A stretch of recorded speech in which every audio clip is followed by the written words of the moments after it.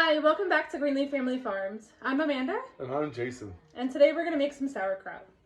So first we're going to start off with our cabbage and we're going to slice it really thin.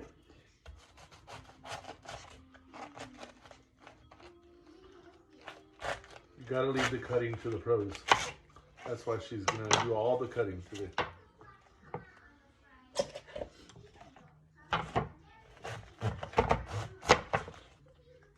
Now we're going to take the core of it out. We're not going to leave that in. So why do you have to take the core out? We're going to take the core out because the core is not as pliable, so it's not as easy to eat. It'll be really tough once it's completed.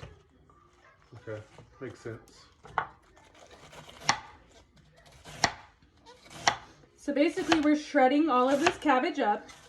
We're going to make 2 containers of it, so we need 16 cups total. And what we're going for is it to look just like this. All right, now that we've got that all chopped up, we're actually going to start the process. So Jason went ahead and put all of the cabbage inside the jars, so that way we can get ready to push them down, and then they'll start fermenting in these jars. So I'm just going to move this over, and we're going to start our next process. So what we have to do is we've got some sea salt here, and we're going to add a teaspoon of sea salt to each of the jars.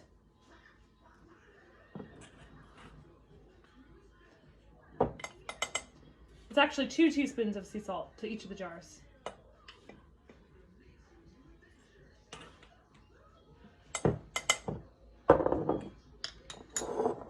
And then we've also got some caraway seeds and some mustard seeds that are going to go in each one. And we're going to do a teaspoon of each of those in each jar.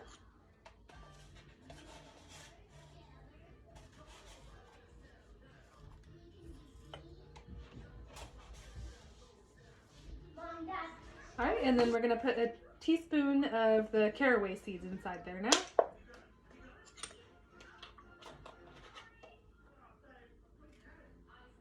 Now the caraway seed has a little bit of a spice to it than like a mustard seed does.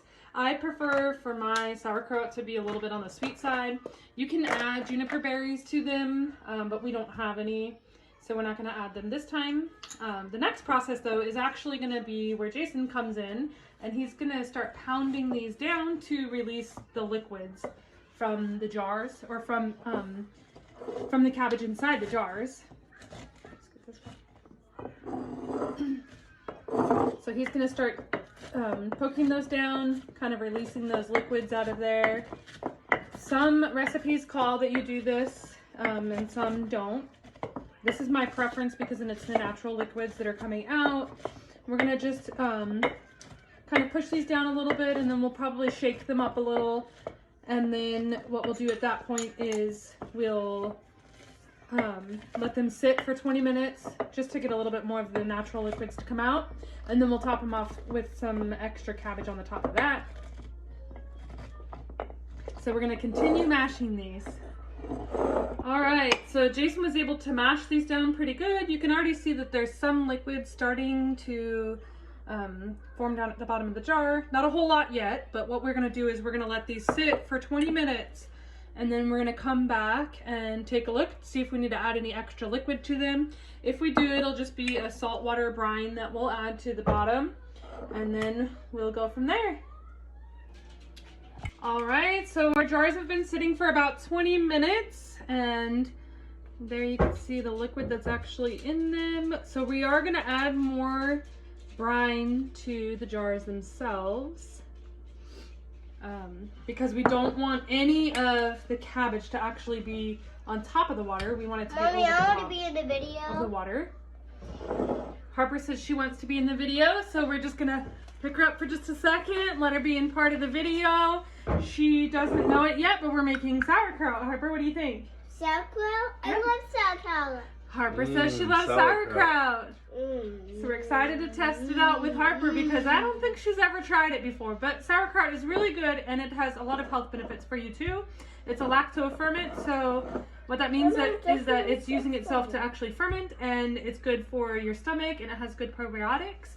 Even the cooked kind that you get from the store after it's been canned or jarred is still really good for you, even though some of the good benefits of it have been cooked away. There are still other benefits that are still there.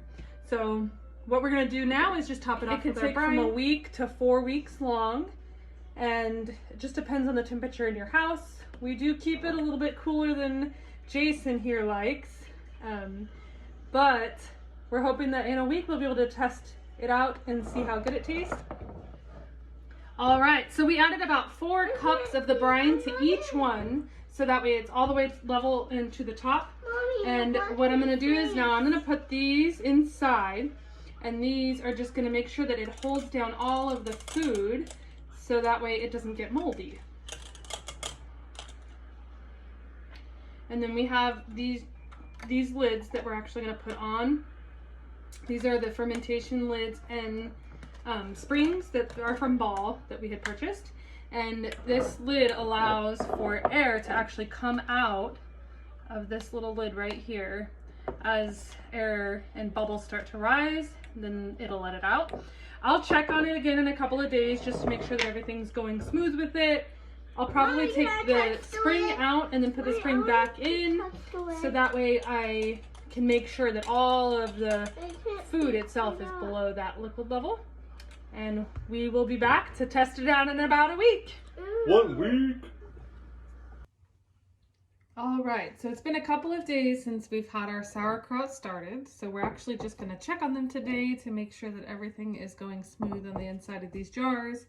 Make sure we've got nothing extra growing in there.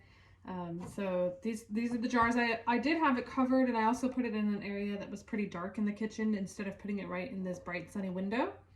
So I'm just gonna take the lids off, and again, just check to make sure that there's nothing funky growing in there. Make sure that we've got the right bacteria growing. And I'm gonna actually turn you around so that way you can see inside these jars. So this is what the inside of those jars look like. See all that bubbling in there? The bubbling action, that is good, good, good. And as soon as I opened these jars, I could smell sauerkraut immediately. So that means that it's definitely working. So I'm just gonna lift these up out of here just to get all of this stuff back on the bottom of the liquid.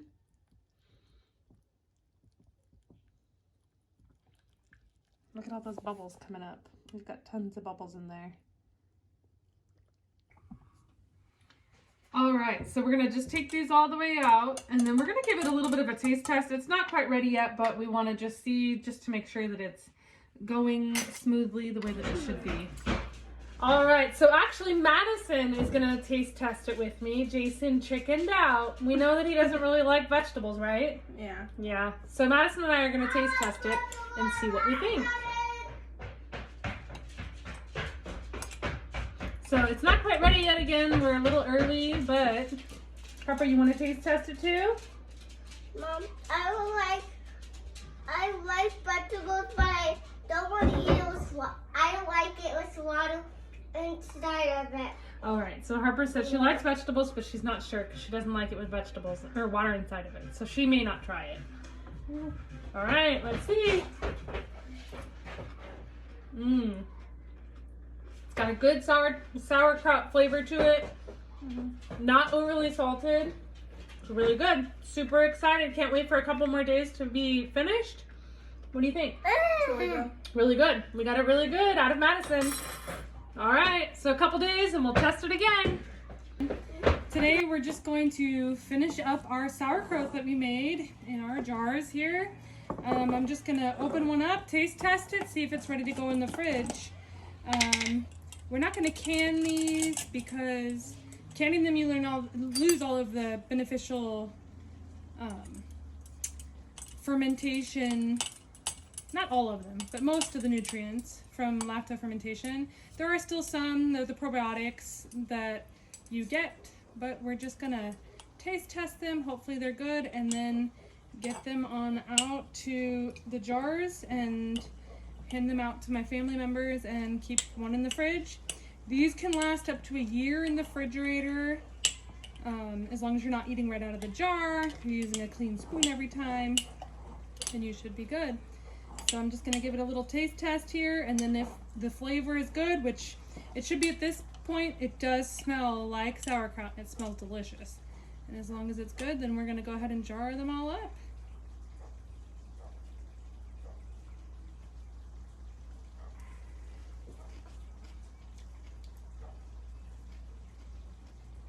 Definitely sauerkraut. It's perfect taste too. I would have liked for mine to have been a little bit sweeter, but it's okay not being sweet. We didn't have any of those berries put in there. So it's perfect just the way that it is. I could eat it cooked, I could eat it raw. I could eat it, I could eat a bowl just like this right now with my dinner. So I'm just gonna get these all jarred up for my family members and hand them out to them tomorrow. Again, thank you so much for watching our videos with us. We really appreciate you coming in and learning with us, and we can't wait to learn new stuff with you in the future. Have a great night. Cheers to sauerkraut. Hi, welcome back to Greenleaf Family Farms. I'm Amanda. And I'm Jason. Hi, welcome back to Greenleaf Family Farms. I'm Amanda. And I'm Jason. And today we're gonna make some sauerkraut. Sauerkraut. Hi, welcome back to Greenleaf Family Farms. I'm Amanda. And I'm Jason. And today we're gonna make some sauerkraut. Did you freeze? What's going on with you? You're supposed to be the expert. Sauerkraut. That's why I froze, because I was making this. I told you, it's a spur of the moment thing. You can't just